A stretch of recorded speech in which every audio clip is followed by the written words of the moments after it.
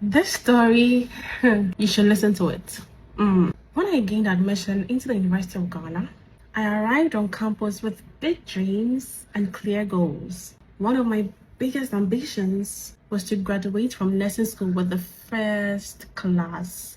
But beyond academics, I also wanted to grow spiritually and deepen my relationship with God during my time on campus. You see, I come from a very strong and affluent family background, and I'm the only child of my parents. While growing up, I never lacked anything, and I still do not lack anything. My parents provided me with everything I needed and even more.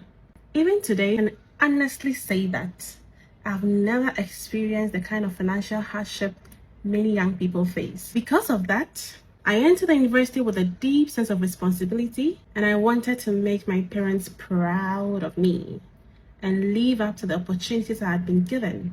When I first reported to school as a freshman, I was very excited. I was happy to meet my roommate. Her name was Diane. At first glance, she seemed very quiet and shy, but as I got to know her, I discovered something that touched my heart. Diane came from a very poor background. In fact, it was through the help of 5 local churches in her hometown that made it possible for her to even gain admission and enroll at the University of Ghana. Her story alone humbled me very much. Interestingly, we both shared the same local name, Ifya, and that small coincidence became the beginning of our friendship. Before long, we became incredibly close. We were studying the same course, nursing. We're both very serious about our studies and both very religious people. And we spent a lot of time praying together, studying and encouraging each other. People on campus even started to think we were sisters. We attended lectures together, supported each other through the stress of nursing school. And our friendship became so strong that even my parents got to know about her. Whenever I was home during vacations, I would talk about Diane and how hardworking and determined she was. But there was one thing about Diane's life that always made me feel sad. Her mother was a single parent and they were struggling a lot financially. Everything Diane had, the opportunity to study, the little money she used to survive on campus, even some of the basic things students often take for granted, came through sacrifice and support from others. And sometimes I looked at her determination despite all the struggles she had come from. I couldn't help but admire her even more. Because while I had been given everything in life, Diane, on the other hand, had to fight for every single opportunity she received. And yet, despite our different backgrounds, we're walking the same path, chasing the same dream to become nurses and build a better future. One day, Diane opened up to me about something that broke my heart.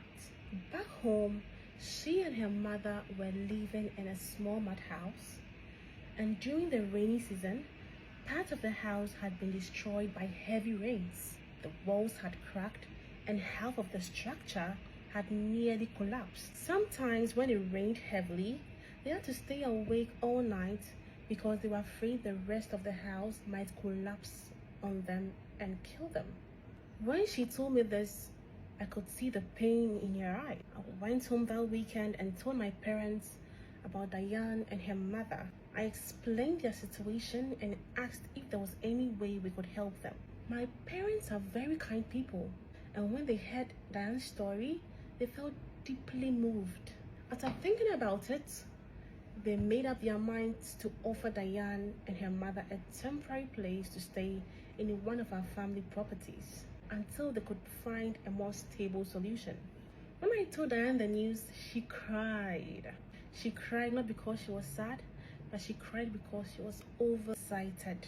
She thanked me over and over again, saying that she would never forget what my family had done for her and her mom. At that moment, I felt proud. I felt good about myself. I felt fulfilled that I could also extend help to someone in need through my parents. I believed strongly that we had truly changed someone's life for the better. But sometimes in life, the people you try to help the most end up becoming the ones who hurt you the deepest. Not long after Diane and her mother moved into the place my parents had offered them, something happened that shattered my world completely. Diane became pregnant in her second semester.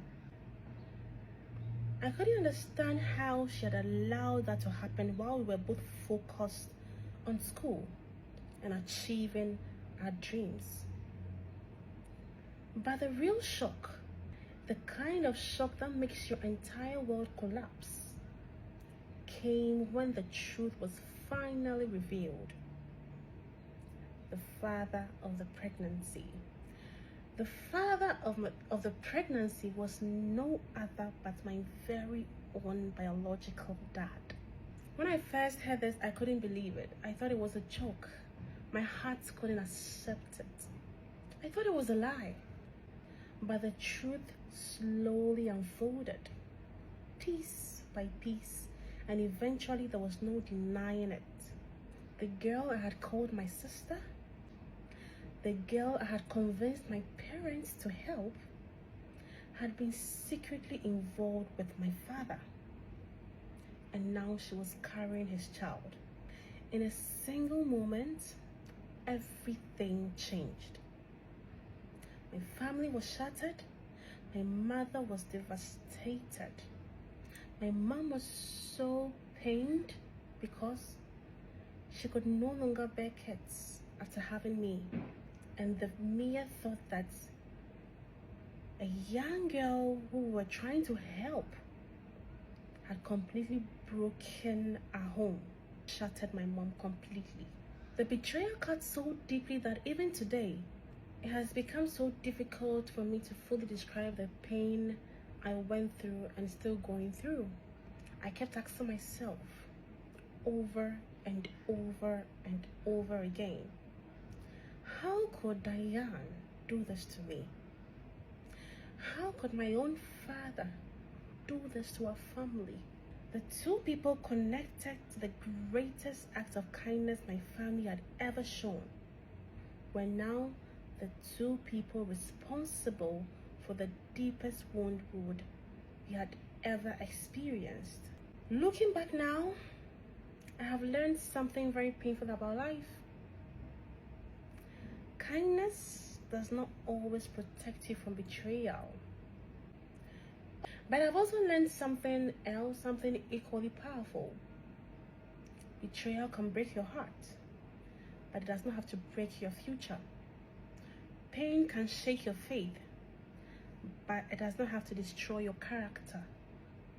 And if there's one lesson I want anyone listening to this story to remember, it is this: be kind. Help people when you can. Show compassion when others are struggling. But also remember that not everyone you save will remain loyal to you.